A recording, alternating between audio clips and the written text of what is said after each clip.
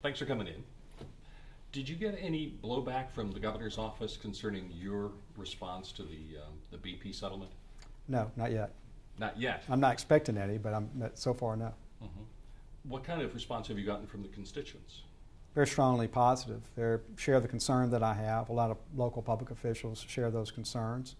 Some of the people that were involved in putting the Restore Act together, including my predecessor, Joe Byrne, share those concerns. Because the whole idea here was that the people down here were the ones that suffered as a result of the oil spill. And the Restore Act was a federal law that said the vast majority of the money that BP is going to pay needs to go to those local communities so their local leaders can make the decision, how should it be spent? So instead you're worried that it may be funneled directly into the general fund, spread out over the state, and we may not see the impact we were supposed to have. Well, that's part of it. The bigger part of it is that the biggest chunk of this money is going directly to the federal government. It's not even coming to the state.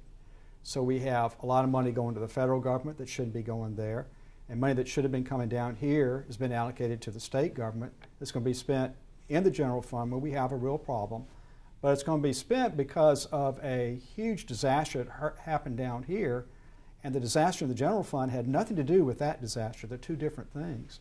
So I'm concerned about both of those. I think that our part of the state should have gotten the vast majority of those dollars.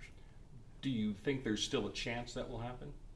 No, I don't. I think the decision's been made. Unfortunately, it was made without any input from local leaders, as it should have been. And I've talked directly to the Attorney General. He's already signed the paperwork, so this is a done deal. Now, if the state wanted to do the right thing, they could allocate half or more of that $1 billion that they're getting to the Restore Act Council down here so that they could spend that money. They have that power to do that. I'm afraid that the budget problem in Montgomery is so big that they're not going to do that. So money that should have gone to help with the problems down here is really going to help with the budget problem all over the state.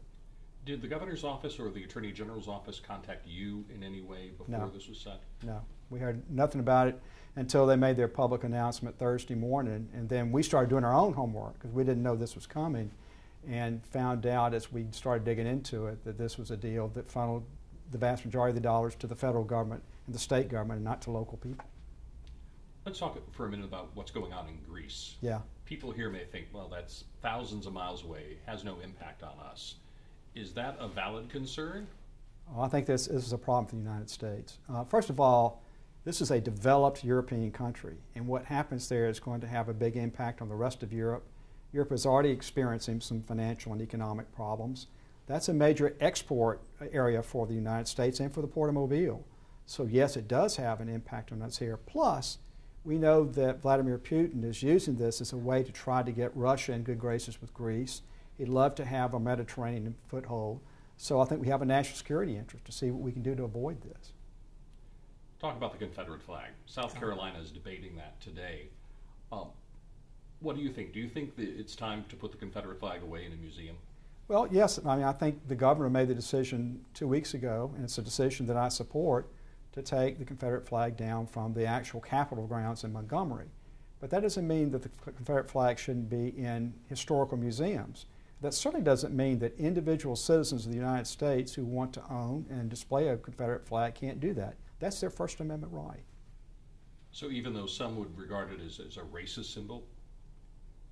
Well, I know a lot of people don't regard it as a racist symbol. Now, my personal choice is that I'm sensitive to people who believe that it's a racist symbol, so I don't choose to own one or display one. But there are other people who see it as a matter of their heritage, and they don't have any racist intent in what they're doing. And I don't think that the government should ever tell somebody, you can't do something like that, as long as they're not using it for some hateful purpose that would actually hurt people, which you know with this tragedy in Charleston is what happened. I hope that we don't start going that far, because I think if we do, we're starting to take away people's First Amendment rights. Good. Good. Excellent. Got it? So let's